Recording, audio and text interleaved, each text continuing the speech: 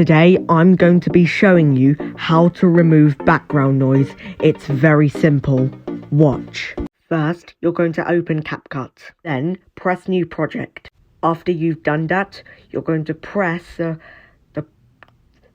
video that has background noise in it. When you opened it, scroll to the right and find Reduce Noise. This tool allows us to make the noise a little quieter so that the person can easily talk. And what you're going to do, you're going to turn on Reduce Noise. Here is an outdoor supermarket, but unfortunately it is closed for the coronavirus. And that's how you reduce the noise on CapCut. Here is an outdoor supermarket, but unfortunately it is closed for the coronavirus.